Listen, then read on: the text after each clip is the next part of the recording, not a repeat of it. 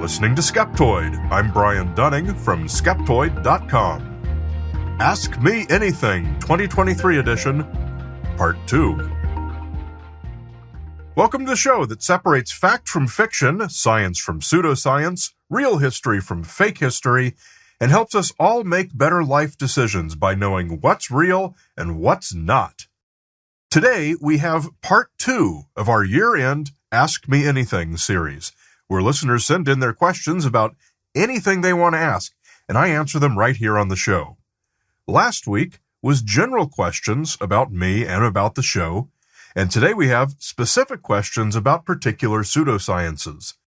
We've got a lot of them, so without any further ado, let's dive right in. Let's get started with an old favorite subject. Hello, Brian. This is Stephen here.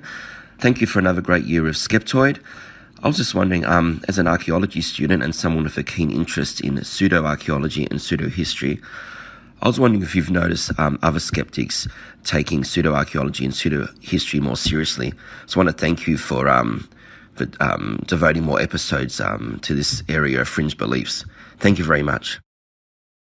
I don't know that skeptics take pseudo-archaeology more seriously, and the reason is simply limited resources.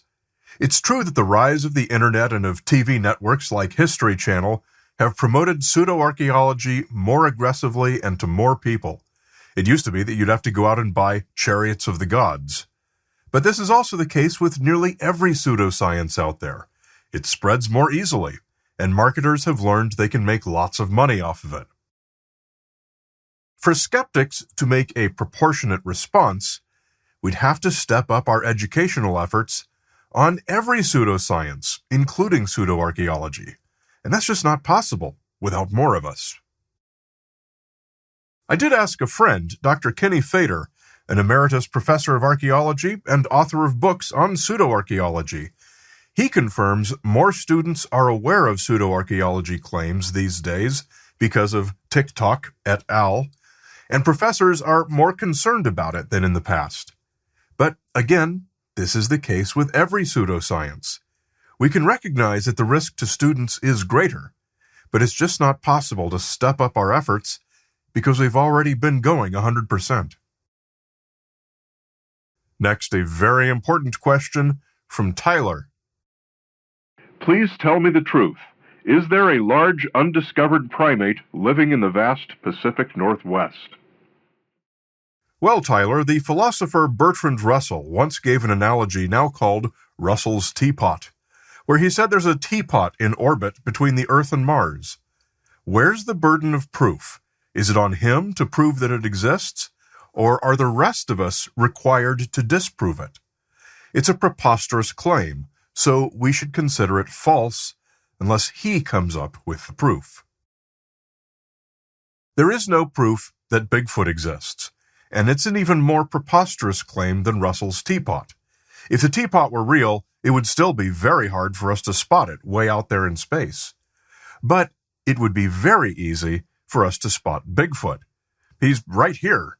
A large, sustainable population of giant hairy monsters right in our backyards. And yet, not one has ever left a poop, a hair, a body, or any kind of tangible, testable evidence at all. All animals that do exist leave all of those things. So I think you'll probably be safe on your next camping trip. Next, we have a question from John.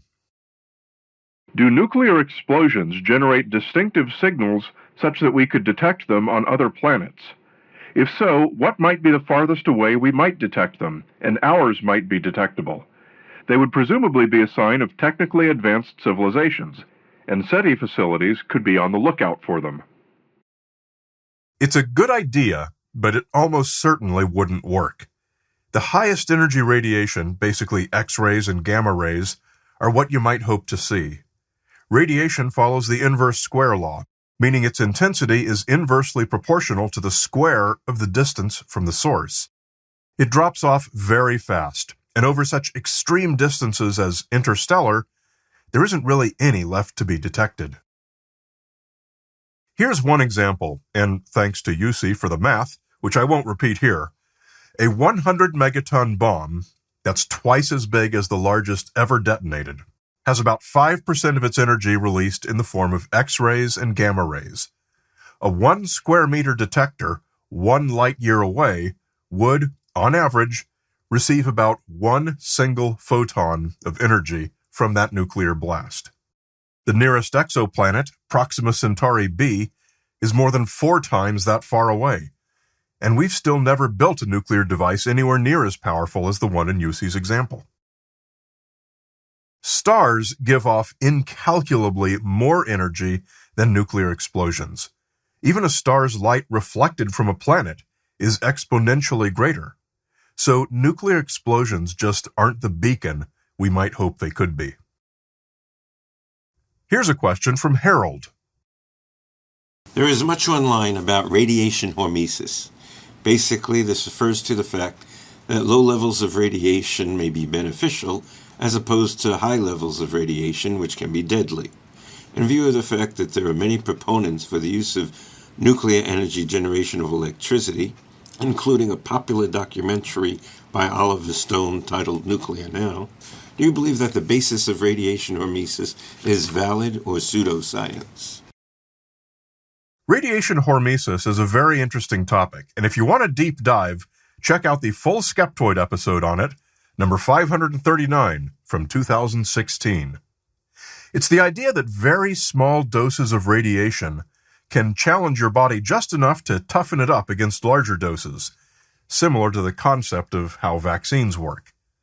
In the episode, we go into the various models that governments use to establish radiation safety limits using dose-response curves, and a lot of other stuff. But I can summarize the conclusions for you right here. Radiation hormesis is not entirely implausible. However, any beneficial effect that extremely low doses of radiation might have would be below the noise threshold in the data. So a lot of articles will say hormesis does happen, but criticism of those articles always points out that the effect is too small to be distinguishable from noise. The second part of the answer has to do with the fact, and it is indeed a real fact, that workers at nuclear power plants tend to have lower mortality and morbidity rates than the general population. Some authors have attempted to attribute this to hormesis, and to portray it as evidence that the low doses of radiation received by nuclear plant workers has a prophylactic effect, protecting them from cancer. This, however, is absolutely false. Their lower mortality is actually due to something called the healthy worker effect, and it applies to all workers, not just those at nuclear power plants. People with good jobs tend to have better health care, a higher standard of living, and all the other things that correlate with improved overall health. Here's a question from Ray. Hi, Brian. My son insists that I go on a cruise with him and his family in a few months, and I am terrified of getting seasick. I have been inundated with ads for a product like a watch that you wear on your wrist, and it gives your medial nerve on your wrist a little shock, and it's supposed to prevent seasickness. I'm very skeptical of this, and I wonder if it's just a giant placebo effect or if there's something real going on there. Insights appreciated. Man, this led me into a research rabbit hole. There are a ton of publications claiming efficacy beyond placebo for wristbands, of which there are 2 basic kinds, acupressure and acustimulation, which is the one you're describing. Both target a hypothetical acupuncture point on the wrist, traditionally believed to be associated with nausea, called P6. There are also plenty of papers testing both against placebo and finding no difference between them. Most studies look at pregnancy, chemotherapy, or post-operative related nausea rather than motion sickness. But anyway, here's a really quick synthesis of all that's out there. If you have no prior history of motion sickness, risk is low, and the side effects of drug treatments are probably not worth it. In this case, it is recommended to go ahead and try the alternative therapies, basically either wristband. There's definitely no reason to get the electrical one over the acupressure one, or ginger tablet supplementation, pre-treating with 1 to 2 grams. If you do have a history of motion sickness, then definitely go for the drug treatments, unless you can't tolerate them, of course. The gold standard is the scopolamine patch, pre-treating at least 4 hours and swapping it out after 3 days. Or use the over-the-counter antihistamine drugs, Bonine or Dramamine, both of which are as effective as scopolamine but give most people worse drowsiness. Non-sedating antihistamines such as Claritin and Alavert are not effective against motion sickness. Now, here's a question from Robert. Hi, Brian. You said anything, so here you go. Does low-power red laser light therapy, often connected with chiropractic treatment, have any validity? And if so, how does it work? Nope, it does nothing at all. At least nothing that's supported by either evidence or plausible theory. Although it's often called laser therapy, it's just red light, usually just LEDs. The easiest warning sign to spot is that when something is claimed to treat everything, that usually means it treats nothing. And here's a list of alleged benefits I found on just 2 chiropractors' websites. Diminishes age spots, stimulates collagen production, increases blood circulation, reduces joint pain, reduces inflammation, speeds the healing of wounds, boosts muscle recovery, increases testosterone production, eases joint stiffness, eases chiropractic adjustments, stimulates cells, causes cells to produce more ATP and to regenerate faster, increases production of nitric oxide, reduces high blood pressure, minimizes the appearance of pores, lines, and wrinkles, regulates your immune system, fights infection, stimulates hair growth, reduces bruising and swelling, protects against cardiovascular disease, heart attacks, and strokes, prevents cell damage, treats acne, improves post-exercise recovery, releases endorphins, protects skin from UV damage, repairs skin from UV damage, improves mitochondrial health and function, and, best of all, it has no side effects, except to perform what doctors call a wallet extraction. Interesting that when you use it for one thing and it does 97 other things, to still say that it has no side effects. Hey Brian, John Ordover from Brooklyn here. A lot of people suggest the galaxy could be colonized by sending out a probe that when it lands on a planet, uses the planet's resources to build a copy of itself and then launch itself again into the galaxy. Thank you. You're basically describing one popular theory, not for colonizing the universe, but as an explanation for why Earth does not appear to have ever been visited by aliens. This idea was advanced in a famous 1975 paper in the Quarterly Journal of the Royal Astronomical Society. It posits that the universe is so vast that if life is developed anywhere, it will therefore have developed on a massive number of planets, and thus every possible way to explore space must therefore have been tried many, many times. Your proposal with self-replicating robots would necessarily eventually take over their entire galaxy, by at least some of the countless civilizations to have tried it. So the theory states that since we don't have alien robots self-replicating themselves all over the Earth, that means that nobody anywhere has ever tried this. And the only way that could be possible is that there is no life anywhere, except here on Earth.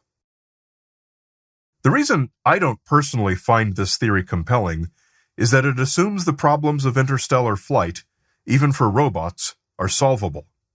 The energy requirements for traveling such incredible distances are enormous, even for robots that are as dormant as possible. Thermodynamics shows that they always have to be expending some energy. I find the problems of interstellar travel to be a better explanation for our lack of alien visitors. But anyway, within a few decades, we'll have eyes on enough exoplanetary spectra to probably know for sure. And with that, we close out this Ask Me Anything episode, and along with it, we close out another calendar year. Next time we do one of these, I'll email a call for questions to all the premium members. So if you're not one already, that's another benefit in joining. And remember, anytime you encounter some new product or claim that seems to violate what we know about the way the world works, or that offers a magically easy solution to a complicated problem, you should always be skeptical. We continue with a question I decided not to answer in the ad-free and extended premium feed. To access it, become a supporter at skeptoid.com/gopremium.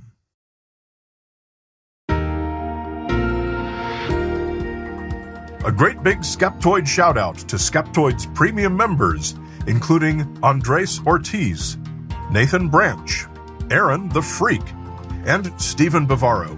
Thank you so much for making Skeptoid possible and for another year. You're listening to Skeptoid, a listener-supported program. I'm Brian Dunning from Skeptoid.com.